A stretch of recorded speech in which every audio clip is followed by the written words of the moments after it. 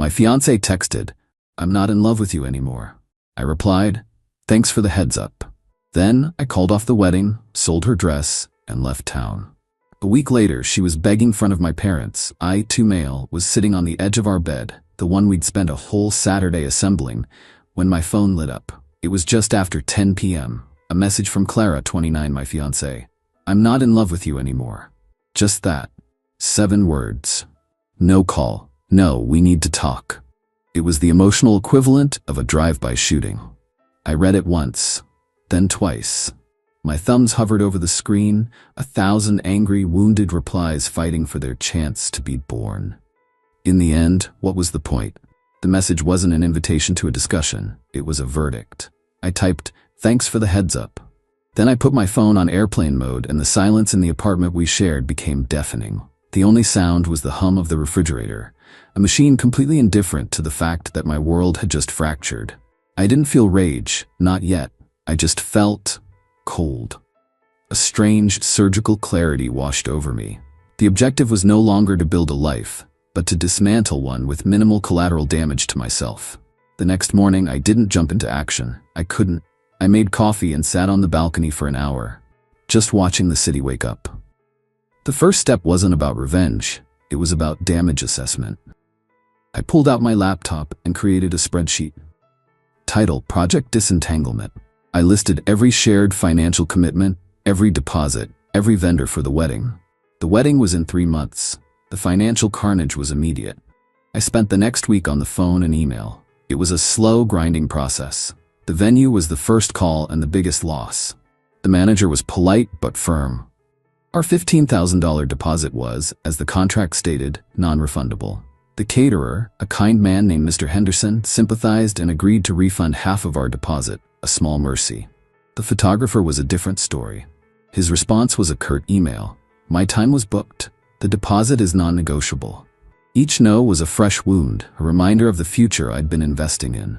By the end of the week, the total loss was just over $28,000. My money. I'd insisted on paying for everything, a gesture of love and security that now felt like a sick joke. I packed my own things first: clothes, books, work equipment. It took 2 days. I left her belongings untouched. I wasn't going to be vindictive, just decisive. I took the custom engagement ring to a jeweler. He offered me about 30% of what I paid. I accepted without a word. The money wasn't the point. Erasing the symbol was. The dress was harder. A $7,000 piece of art hanging in a closet. I took several high-quality photos and posted it on a popular pre-owned wedding dress website. I listed it for $4,000. Title: Custom Gown, Never Worn. Fiancé had a change of heart. I knew it could take months to sell, if ever. It was just another loose end.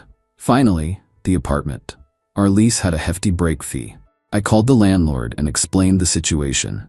He was a businessman, not a therapist. He agreed to waive the fee only if I found a suitable new tenant to take over the lease immediately. The hunt for a new tenant began. During this week, Clara's texts started. They followed a predictable pattern. "Can we talk? This is not how you handle things. You're being so dramatic and rash. My mother is worried. You owe our families an explanation." The sheer, breathtaking entitlement of it all was the only thing that cut through my numbness. She seemed to genuinely believe that she could drop a bomb on our life and then be angry at me for how I swept up the debris. I never replied. I just forwarded the more aggressive messages to a Clara folder in my email, just in case. One evening, I got a call from her mother, Karen. I let it go to voicemail. "Michael, darling," her message began, oozing false concern. "I know Clara can be impulsive, but you two need to talk this through. A real man would fight for my daughter, not run away from a little pre-wedding jitter." A little jitter. I added the voicemail file to the folder and started drafting an ad for the apartment. Update: things have gotten complicated.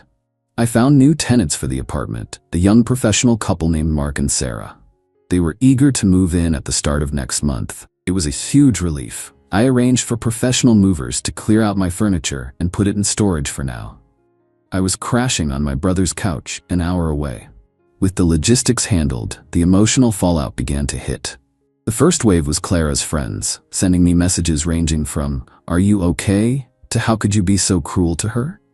I ignored them all. Then came the new level of entitlement. I got an email from Karen. It was no longer concerned. It was demanding.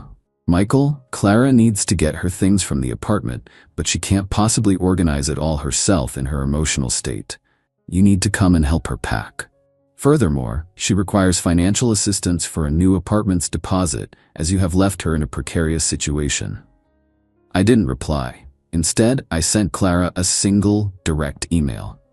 Clara, a new tenant takes over the lease on the 1st. All of your belongings must be removed by then, as per the agreement with the landlord. I suggest you ask your mother for help. I will not be there. The response was nuclear. A flurry of texts about how I was a cold, heartless monster. Then a few days later, my brother called me while I was at work. Dude, you have visitors. I knew instantly. I drove to his place, my stomach in knots. And there, parked on the street, was Karen's car. She and Clara were standing on the sidewalk, arguing with my brother, who had his arms crossed, blocking the door. Michael? Clara cried out when she saw me, as if I were the one who had wronged her. Your brother won't let us in. This is my brother's home, Clara. You weren't invited, I said, my voice flat. We need to talk, Karen interjected, stepping forward. Your behavior is appalling. You have embarrassed our family. Clara made one mistake and you've destroyed everything. A mistake? I asked. Ending an engagement via text is a mistake, or was the mistake getting caught? Clara flinched, and for a second, I saw it. A flash of guilt. But it was quickly replaced by indignation. What is that supposed to mean? I didn't have proof of anything, just a gut feeling that her "not in love with you" text was hiding a more sordid truth. But I didn't need proof. The outcome was the same. It means we're done, I said. What do you want? I can't afford a new place on my own right away. Clara wailed. And I can't move everything myself. You have to help me. No, I don't, I said. This is the direct consequence of your choice. You're an adult. Figure it out. I started to walk inside. Karen shouted after me, "We will be speaking to our lawyer. You can't just abandon her like this." The threat was so absurd, I almost laughed. I went inside and shut the door. They stood outside for another 10 minutes, then finally left. The next day I paid a service to have all of Clara's remaining belongings professionally packed and moved to a storage unit. I paid for the first month. I mailed the key to the unit to her mother's address via certified mail. A clean break. I thought that would be the end of it. I was wrong. The real nightmare was about to begin. Update 2. The call came from Mark, the new tenant, on the 2nd of the month, the day after his lease began.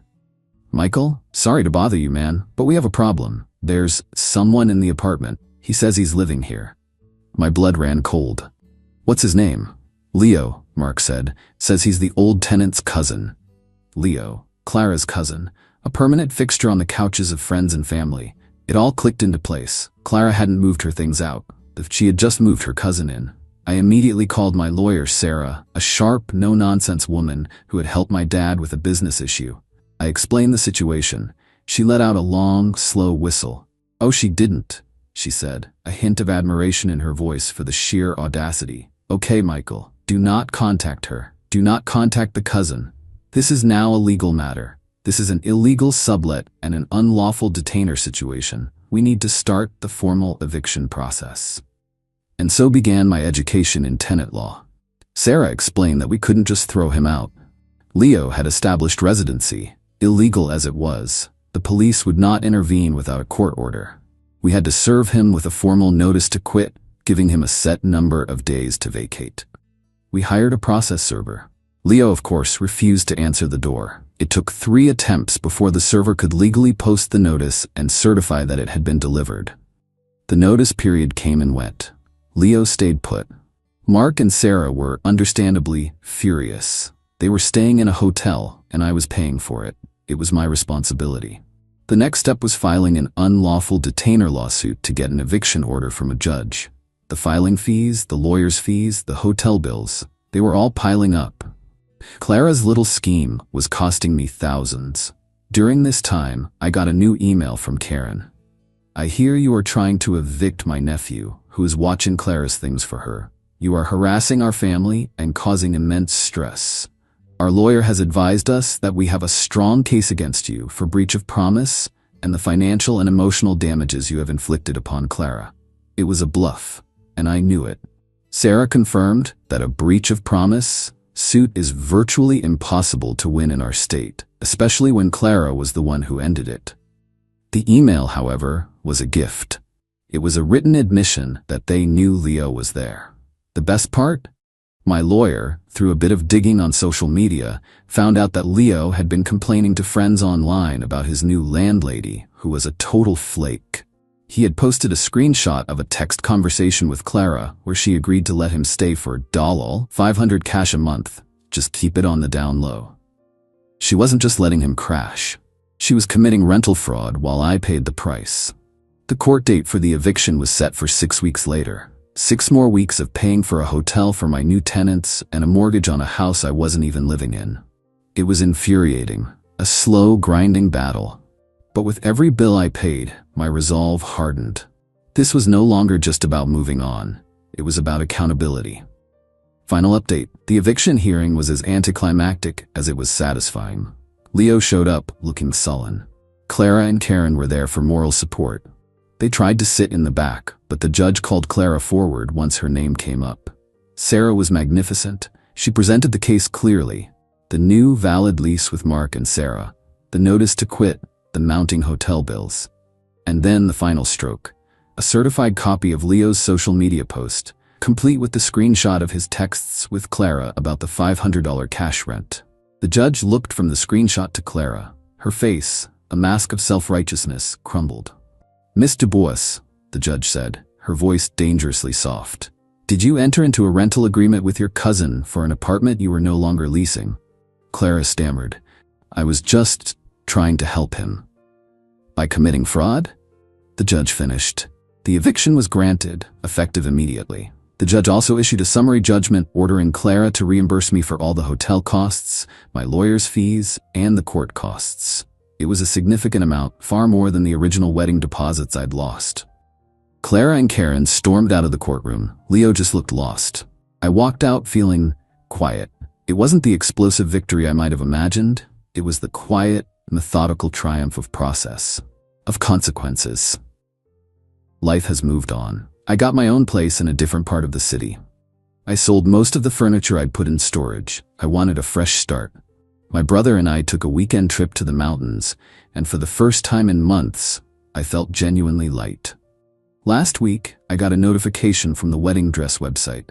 After almost 5 months, the dress had sold.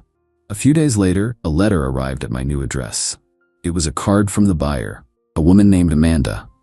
Inside was not a check, but a photograph. It was of her and her new husband, standing on a beach, beaming. She was wearing the dress and she looked radiant. Her note was short. "Michael, I don't know the story behind the dress, only that it was meant for a future that didn't happen. I wanted you to see the future it has now. Thank you. I hope you found your own peace." And looking at that photo, at the joy on their faces, I realized I had. The anger, the bitterness, it was gone, replaced by a quiet sense of peace. Clara's actions had consequences, yes, but so had mine. I had chosen to be methodical, not malicious. I had chosen to rebuild, not just to tear down. Her betrayal doesn't define my story. The final chapter, the one I'm writing now, is all mine, and it's a much better story.